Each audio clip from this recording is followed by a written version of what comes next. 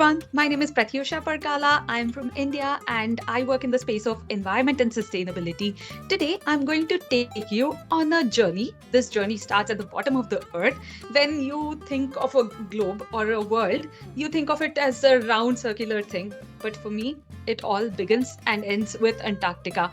So it so happened that a few years ago, I came across, I always knew about Antarctica, but going there was a possibility. A reality is what I understood a few years ago. And I actually made that journey happen in 2018. And to my luck and a unique claim to fame, I can say that I was once bitten by a penguin. Sounds very exciting, right? And I'll tell you how that journey was. Of course, you know that I survived it. I'm here, I'm speaking with all of you. But what did that journey entail? And why did I even happen to go there? One, of course, to be irreplaceable, because in any room I walk into, there's usually just me who's made that journey, and it's a very unique experience. But is it just that? It has to be something more than that, right? The second reason, or the most important reason, was for me to be impactful. So when you hear about, say, a forest fire or a flood situation somewhere, we see it and read about it in news all the time. It just so happens that there is so much news coming our way that it's just a matter of a few minutes or a few days when this news gets replaced by something else. But taking this journey firsthand, I understood what it means to be in a fragile ecosystem, to be in a place where there is so much impact of climate change happening, and I had to bring that journey to you. In 2013 was when this all started, when I met my mentor, someone who inspires me a lot. His name is Sir Robert Swan. He happens to be the first person to have walked to the North and the South Pole. And I thought, well, this is such a great thing to do. And I actually walked in his footsteps. And it led to the greatest journey that I have ever taken, to the end of the earth. And I happen to be a teacher in one of my previous jobs, so I was able to inspire a lot of students, a lot of young minds. And when you talk about an expedition like this, it's not just about how daring you are, how courageous you are to do this, but it has to have some purpose. And the reason why I chose to go to Antarctica, it's the coldest, windiest, rainiest, not rainiest, driest continent on Earth. But apart from that, it is the only uninhabited wilderness on Earth. Antarctica doesn't belong to any one country or one particular political scenario. It is just a continent for science. And it is a place where you see the maximum impact of climate change. It is the place where anything happens in the rest of the world has an impact on Antarctica, and anything happening in Antarctica has an impact on the rest of the world. And what you see firsthand is what you believe. And what did I see? Of course, I saw glorious icebergs. It was beautiful. And since perspective is such a beautiful thing, that is my ship next to the huge iceberg in the background. But you are humbled by how beautiful, how huge everything is. And when it is untouched, you see these icebergs in every shade of blue. It is so beautiful. And penguins are such adorable creatures, and seals just basking in the sun in all their glory. And since we like perspective so much, this is an shocking perspective. It was just one of those a surreal moment for me. See, a ship cannot go to the land. So we are in these small rubber floating things that you see in the background, just about 10 of us, in the middle of the Southern Ocean. And next to us, just a few meters away from us, there was a whale. It breaches. You know how whales come onto the surface just a few meters from us. And this is not a place where you can call up an emergency number. There is no 911. There is no one who can come to your rescue.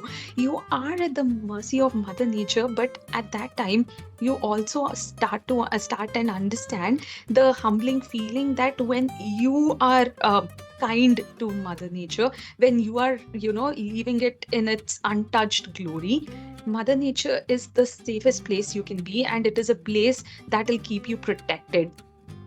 And that is where I come to the part where it's not about what position you hold, but what action you take. Maybe our sphere of influence could be one person or 10 people, or it could be a million people. But are you saying that I am going to do something about it, that it is possible, or is it impossible? Right? And I thought it was possible. I was a radio presenter, I was a teacher, and now I work full time in sustainability. I have a podcast of my own, and I was trying to make as much impact as I can. I was reaching out with this message that I learned at the end of the earth, carrying it all the way forward.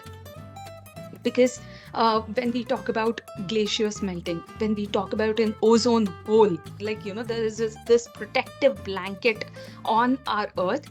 And if that layer, that safety protection is taken away, then of course we'll be in danger. But these are the things that I was able to witness firsthand on my journey.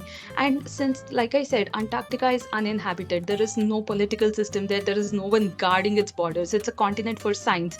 Decades ago, all the countries used to dump their scrap, all the unwanted things in Antarctica, and you see metal scrap everywhere, and it is heartbreaking. This is also a reality, as opposed to the other pristine, beautiful pictures that I've shared. And this. This was completely shocking to me. These huge tankers that you see here, these are tanks for whale oil. So if whale oil has to be filled into this, imagine the number of whales that have to be killed to do that. Thankfully, we have an international whaling commission which has set a moratorium. There is a ban on whaling, but individuals, we make our own decisions, and probably not the best decisions always. And that is why I keep saying that of course there are policy level actions, of course there are policies which impact millions at the same time. One ban here or one guideline there is a game changer, but there is definitely a role for individuals. Like, you start with a personal audit. What is the food that you're consuming? Are you drinking bottled water, or are you still getting single use plastic water, or are you using, like, carrying water from home? What is the transport you're using? Public transport. See, all these things are not, are you doing 100% or are you never doing it? It's not that. It's a journey. We are all in it, and we take steps to reach the ultimate goal. Once you do your audit, you can actually calculate your carbon footprint. What is it that you're doing? Because in isolated, day to day, hour to hour, we feel like we're doing good things. We feel like, oh, I carried a cloth bag for my grocery shopping today. But in the larger scheme of all the things that you use and purchase and live, you understand what is the actual carbon footprint that you have. And depending on that, you can start by doing small sustainable swaps to ultimately changing your lifestyle. And individuals, they don't work in isolation, right? They are part of organizations. And these are some of the things I think are important. And let's say the pharma companies are for the greater good, for sure, because we are in the business of saving lives for millions of people, making them stronger and better and fighting diseases. But it is also one of the biggest polluting industries. We have emissions. There is direct and indirect impact.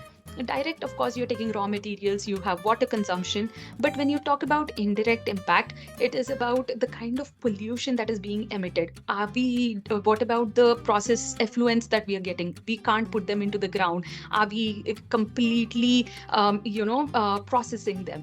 And when you talk about resource consumption, one of the things we do in our organization is we do not serve meat in our cafeterias. We only serve vegetarian food. It's not entirely plant-based, but vegetarian.